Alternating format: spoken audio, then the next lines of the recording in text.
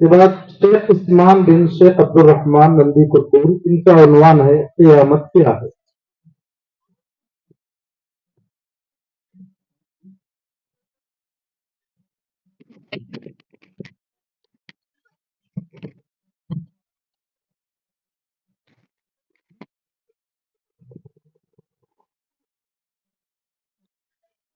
السلام عليكم ورحمة الله وبركاته.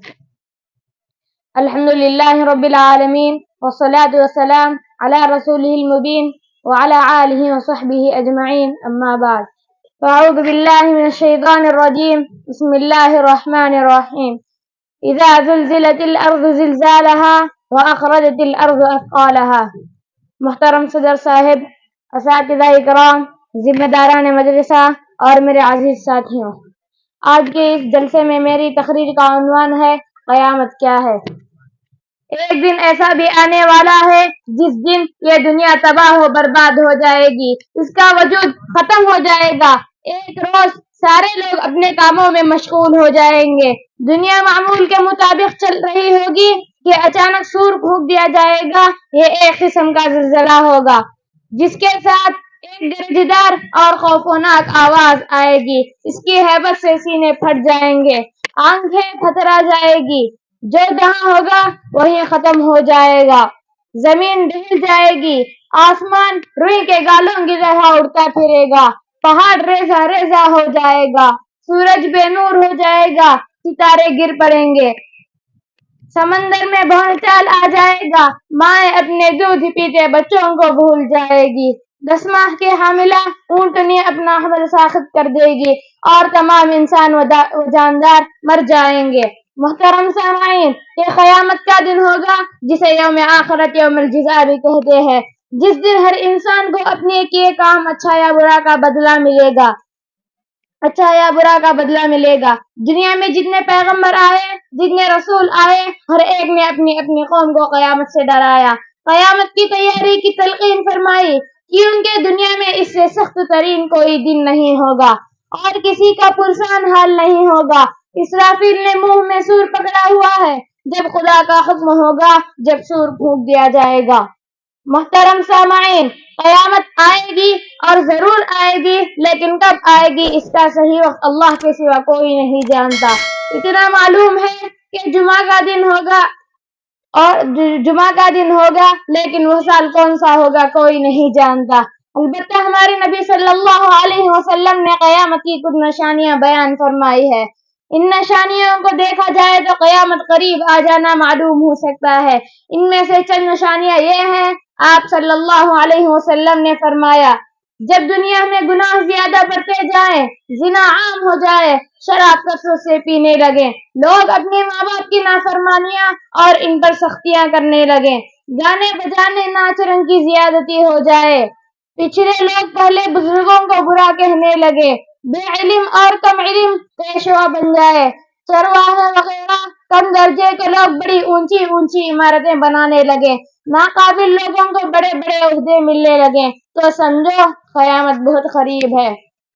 ان نشانیوں کو روشنی میں دیکھا جائے تو لگتا ہے اب قیامت بہت قریب ہے، کچھ نہیں معلوم کہ کب کیا ہوگا، بس عقل مندی کا تقاضا یہ ہے کہ ہم قیامت سے پہلے اس کی تیاری کر لیں، اپنی آخرت کو سنوارنے کا پورا کام کر لیں، ورنہ ہم اس وقت پچھتائیں گے تو ہمارا پچھتانا کسی کام کا نہیں ہوگا، جس دن حسرت و افسوس کے سوا کچھ نہیں ہوگا اور ندامت و شرمندگی سے ہمارے سر جھکے ہوں گے۔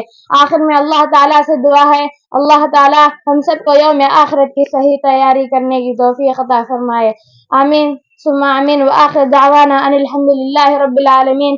السلام علیکم ورحمۃ اللہ وبرکاتہ۔ ماشاء اللہ، جزاک اللہ خیر و جزا۔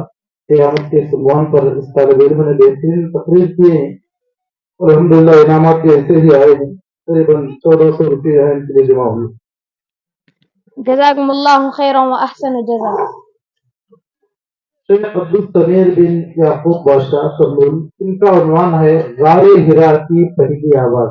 ذرا دل تھام کر کے اٹھیے میرے بھائی، آپ ادھر ادھر مت دیکھو، بچوں کی تقریر سمجھ کر کے نیگلیکٹ مت کرو، بلکہ بچوں کی زبان سے ایسی ایسی باتیں نکلتی ہیں کہ بڑے بڑے مقرروں سے وہ باتیں نہیں نکلتے. اب غار ہرا کی پہلی آواز، یہ غار ہرا کی پہلی آواز کیا ہے؟ انشاءاللہ یہ طالب علم کی زبانی آپ سن سکتے ہیں.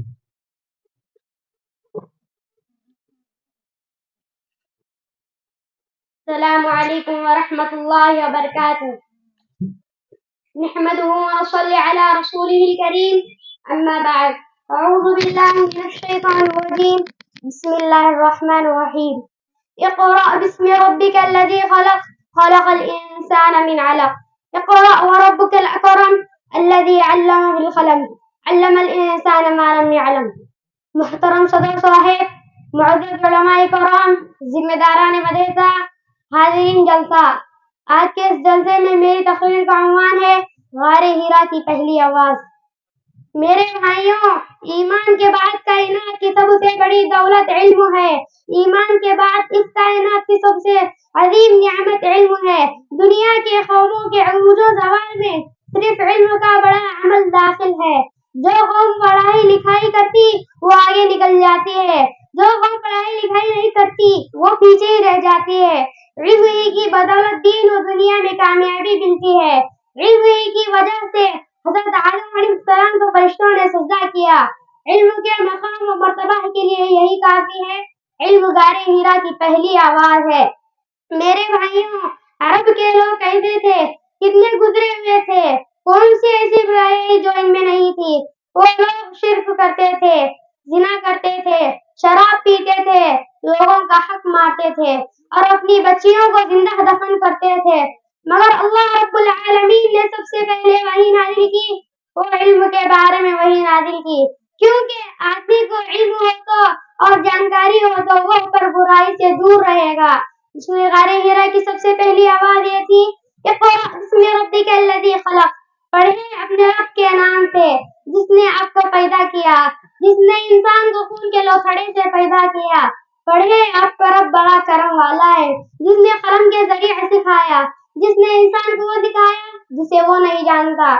میرے بھائیوں، علم روشنی ہے اور جہالت اندھیرا ہے. نہ جانتے کی وجہ لوگ شرک میں مبتلا ہو جاتے ہیں، نہ جانتے کی وجہ لوگ بدعات و خرافات میں مبتلا ہو جاتے ہیں. مگر جو لوگ علم حاصل کرتے ہیں اللہ رب العالمین ان کے لیے بہت سارے فائدے رکھا ہے. ان میں سب سے بڑا فائدہ یہ ہے کہ علم جنت تک پہنچانے کا راستہ ہے. علم دین و دنیا و آخرت میں کامیابی کا راز ہے. اللہ تعالیٰ کا شکر و احسان ہے، اس نے اپنے فضل و کرم سے علم سیکھنے کا موقع دیا. آخر میں اللہ تعالیٰ سے دعا ہے کہ اللہ تعالیٰ تو ہم سب کو اچھے اخلاص کے ساتھ دینی علم حاصل کرنے کی توفیق عطا فرما. آمین ثم آمین. وآخر دعوانا الحمد للہ رب العالمین. السلام علیکم ورحمۃ اللہ وبرکاتہ.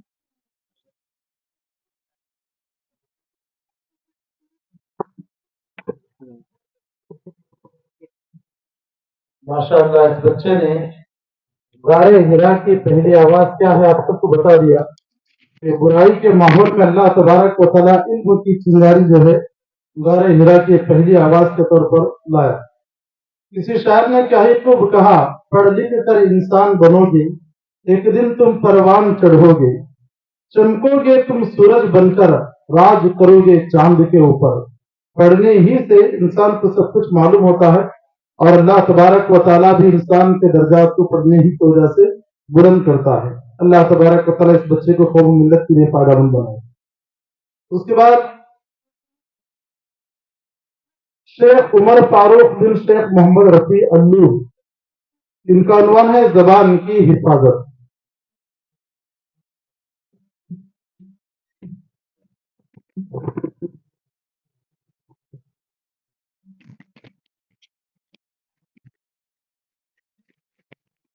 السلام علیکم ورحمۃ اللہ وبرکاتہ. محترم صدر صاحب، اساتذہ اکرام، ذمہ داران مدرسہ اور میرے عزیز ساتھیوں، آج کے اس جلسے میں میری تقریر کا عنوان ہے زبان کی حفاظت. زبان یہ دیکھنے میں بہت چھوٹی سی چیز ہے، لیکن اس کا اثر بہت دیر اور بہت دور تک ہوتا ہے. اس کی ذریعے سے حرکت میں کچھ کا کچھ ہو جاتا ہے. کسی کو گالی دیے یا غصے کی کوئی بات کہہ دے تو وہ مرنے اور مارنے کے لیے بھی تیار ہو جاتے ہیں. ابھی ایسا ہوتا ہے زبان سے کوئی جملہ نکالا تو قوم تباہ ہو جاتی ہے، وہ خون خرابہ ہو جاتا ہے، دوستوں کی محبت زبان کے ایک بول سے ختم ہو جاتی ہے۔ غرض زبان ایک ایسی چیز ہے کہ اس کا صحیح استعمال کرے تو فائدہ مند ہے، اگر اس کا غلط استعمال کرے تو نقصان کا سببگار ہوتا ہے۔ حکیم لقمان کے مالک نے کہا کہ بکری کے جسم میں سب میں اچھی چیز کاٹ کر لا۔ حکیم لقمان نے زبان کاٹ کر لا، پھر کہا کہ بکری کے جسم میں سب میں بری چیز کاٹ کر لا۔ حکیم لقمان نے زبان کا دوسرا ٹکڑا کاٹ کر لا، پھر آ کر یہ بتایا کہ زبان اچھی ہے تو سارے جسم اچھا ہے، اگر یہ بگڑ جائے تو سارے جسم بیکار ہے۔ اس لیے ہمارے رسول اللہ صلی اللہ علیہ وسلم نے فرمایا، صبح سویرے ہر بدن کی سایہ کہتا ہے کہ خدا کے لیے ٹھیک رہنا اور ٹھیک چلنا، ٹھیک رہنے سے ہم سب پر خیر ہے، اگر تو بگڑی تو ہم سب پر مصیبت آتی ہے۔ محترم سامعین، زبان انسان کی شخصیت کا آئینہ دار ہے۔ جب آدمی اپنی زبان سے کوئی بات بولتا ہے تو اس سے پتہ چلتا ہے کہ یہ شریف ہے یا رذیل ہے یا اچھا یا برا۔ اس لیے ہمارے رسول اللہ صلی اللہ علیہ وسلم نے فرمایا، زبان کی حفاظت کا بہت تاکید فرمایا۔ آپ صلی اللہ علیہ وسلم نے فرمایا، زبان کو روکنا بہت بڑی عبادت ہے۔ آپ نے فرمایا، جو اللہ تعالیٰ اور آخرت پر ایمان رکھتا ہے تو اسے چاہیے کہ اچھی بات کہیں یا تو خاموش رہیں۔ آپ نے فرمایا، مانو سمت نجا، جو چپ رہا اس نے نجات پائی۔ ایک دفعہ ایک صحابی حضرت معاذ رضی اللہ عنہ سے فرمایا، معاذ اس سے ڈرتے رہنا۔ حضرت معاذ نے کہا، یا رسول اللہ، زبان سے کیا ڈرنا؟ آپ صلی اللہ علیہ وسلم نے فرمایا، زبان معاذ تم جانتے نہیں ہو کہ اس کی کرتوتوں سے انسان دوزخ میں پہنچ جاتا ہے، لہذا جب کوئی بات کرنی ہے تو پہلے سوچ لینا چاہیے تو ہماری بولنے سے ہماری باتوں سے کسی کا نقصان نہ ہو، کسی کا دل نہ ٹوٹے۔ تیر و تلوار کا زخم بھرنا ممکن ہے، زبان سے لگنے والا زخم کبھی نہیں بڑھتا۔ آخر میں اللہ تعالیٰ سے دعا ہے کہ اللہ تعالیٰ ہم سب کو زبان کی حفاظت کرنے کی توفیق عطا فرمائے، آمین ثم آمین۔ الحمدللہ رب العالمین، السلام علیکم و رحمۃ اللہ وبرکاتہ۔ ماشاء اللہ، زبان کے عنوان پر بچے نے بہترین تقریر کی۔ کسی نے کیا ہی خوب کہا، یعنی تیلگو میں پیٹا کنچم کوتا گھنم، ہے نہیں؟ بچہ چھوٹا ہے مگر جاندار تقریر اس نے کی ہے۔ الحمدللہ انعامات بھی وہ بہت ہی جاندار ملے ہیں۔ اللہ تعالیٰ سب کو جزائے خیر عطا فرمائے۔ جزاکم اللہ خیرن جزا۔ مدرسے کے اندر جہاں ہم دینی تعلیم پڑھاتے ہیں وہی عصری تعلیم کا بھی یہاں انتظام ہے، یعنی تیلگو، انگلش، حساب، یہ بھی جو ہے پڑھائی جاتی، یہ تعلیم بھی دی جاتی ہے۔ تو اس لحاظ سے انگریزی تقریر میں، یعنی انگریزی میں بھی یہاں تقریر رکھی گئی ہے، تو انگلش تقریر کرنے کے لیے میں دعوت دیتا ہوں شیخ عبدالسمیع بن چاند بادشاہ، وہ آئے انگریزی زبان میں اپنی تقریر پیش کریں۔ السلام علیکم ورحمۃ اللہ وبرکاتہ۔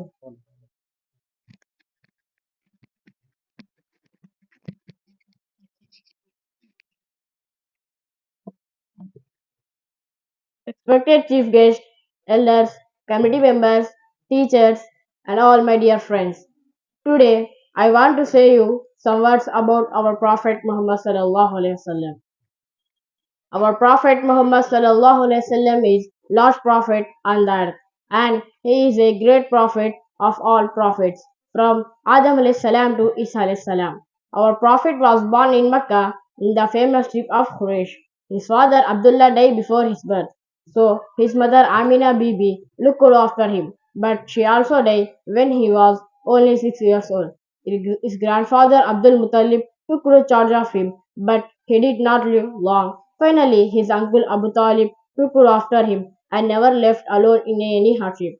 Our Prophet Muhammad sallallahu alaihi wasallam is one of the finest leader mankind ever produced. He was not only a religious leader, but also an example of a good father, husband, commander, head of the state, thinker, and political. And his style of leadership was universal and can be applied till now for all races, all genders, all religions, or for all generations.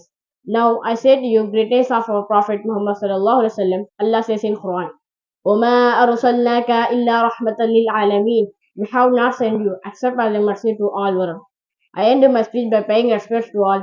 Assalamu alaikum wa rahmatullahi wa barakatuh.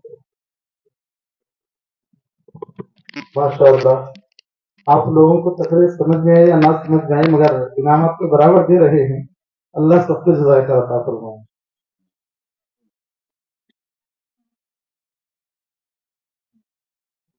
Thanks.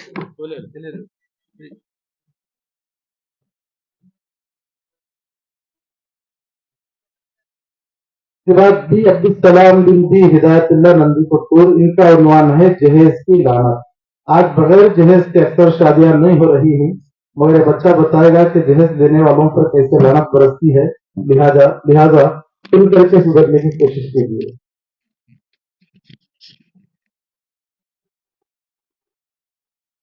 السلام علیکم ورحمۃ اللہ وبرکاتہ. نحمده ونصلي على رسوله الكريم. أما بعد فأعوذ بالله من الشيطان الرجيم. بسم الله الرحمن الرحيم. يا أيها الذين آمنوا لا تأكلوا أموالكم بينكم بالباطل. صدر محترم، معزز علماء کرام، ذمہ داران مدرسہ، حاضرین جلسہ، آج کے اس جلسے میں میری تقریر کا عنوان ہے جہیز کی لعنت. بھائیوں، جہیز ایک ہندوانہ رسم ہے. ہندوؤں نے اس رسم کو اس لیے جاری کیا کہ ان کے پاس لڑکیوں کو وراثت میں حصہ نہیں دیا جاتا، اس لیے شادی کے موقع پر ہی جہیز کی شکل میں دیا جاتا ہے. لڑکیوں کو وراثت سے محروم کر دیا جاتا ہے. اب مسلمانوں نے بھی ہندوؤں کے رسم پر چلتے ہوئے ان کے طور طریقے کو اپنایا ہوا ہے، جبکہ اسلام کے اندر وراثت دینے کا حکم ہے، جہیز دینے کا حکم نہیں ہے. آج کل سبھی کے زبانوں پر جہیز کی مانگ پڑی جا رہی ہے. جہیز کی وجہ سے آج لوگ دینداری کو پیچھے چھوڑ دیے ہیں. جو لڑکی جتنا جہیز لائے گی اسی کو نکاح کا پیغام دیا جا رہا ہے. دور حاضر میں ایسے کتنے ماں باپ ہیں جن کے گھروں میں 3 4 لڑکیاں ہیں اور وہ ماں باپ غریب ہونے کی وجہ سے اپنی بچیوں کو گھر میں ہی بٹھا ہوئے ہیں. نہ جانے ایسے کتنے لڑکیاں ہیں جو اپنے ماں باپ کے دہلیز پر ہی بیٹھ کر بوڑھی ہو رہے ہیں، اور ایسے کتنے گھر ہیں جہیز نہ لانے کی وجہ سے شوہر نے اپنی بیوی کو جلا ڈالا، مار ڈالا، اور کبھی ساس سسرے مل کر بہو کو مار ڈالا. ہم اخبارات میں پڑھتے اور سنتے رہتے ہیں. گاڑی اور موٹر سائیکل اور گاڑی نہ ملنے پر بہو کو زندہ جلا ڈالا. سسرال والوں کے ظلم و ستم سے تنگ ہو کر فلاں عورت نے خودکشی کر لی. جہیز میں فریج اور رنگین ٹی وی نہ ملنے پر شوہر نے اپنی بیوی کو گھر سے نکال دیا. بہت سارے بوڑھے ماں باپ اپنے بچیوں کے بارے میں سوچ سوچ کر بوڑھے ہو رہے ہیں. بہت سارے ماں باپ کو اپنے بچیوں کی شادی میں جہیز جمع کرنے کے لیے رات بھر جاگنا پڑتا ہے. بہت سارے ماں باپ کو اپنے بچیوں کی شادی میں جہیز جمع کرنے کے لیے رات بھر جاگنا پڑتا ہے. جن غریب بھائیوں کے گھروں میں 3 4 لڑکیاں جوان ہو کر بیٹھی ہو، ذرا سوچو ان ماں باپ کے دل پر کیا گزرتا ہوگا. کیونکہ آج جہیز کی بیماری ہر مسلمان کے گھر میں ایک بیماری کی طرح پھیل جاتی ہے. بھائیوں، آج کے جلسے میں یہ ارادہ کر لو کہ ہم جہیز جیسی بری لعنت سے بچیں گے اور نبی کے سنت کے مطابق شادی کریں گے. اگر تم جہیز کے بھوکے ہو تو یہ آیت کریم سن لو. اللہ تعالیٰ نے قرآن مجید میں فرمایا، یا ایھا الذین آمنوا لا تأکلوا اموالکم بینکم بالباطل. اے لوگوں جو ایمان لائے ہو، اپنے مال آپس میں باطل طریقے سے نہ کھاؤ. بھائیوں، جو لڑکی والوں کو ستا کر ناحق باطل طریقے سے ان کا مال کھاتا ہے، کل قیامت کے دن ان کو امت کے نزدیک اس کا حساب دینا پڑے گا. آخری میں اللہ تعالیٰ سے دعا ہے کہ اللہ تعالیٰ ہم تمام کو جہیز جیسی بری لعنت سے بچے اور اسلامی طور طریقے کے مطابق شادی کرنے کی توفیق عطا فرما. آمین ثم آمین. السلام علیکم ورحمۃ اللہ وبرکاتہ. جزاک اللہ خیر. अल्हम्दुलिल्लाह इस तालिब इल्म ने जहेज की लानत के ऊपर जो है बेहतरीन खिताब किया। तो आप लोगों को भी बच्चे की तकरीर अच्छे पसंद आई। अल्हम्दुलिल्लाह 1500 से ज्यादा इनके लिए जो है इनाम जमा हुआ।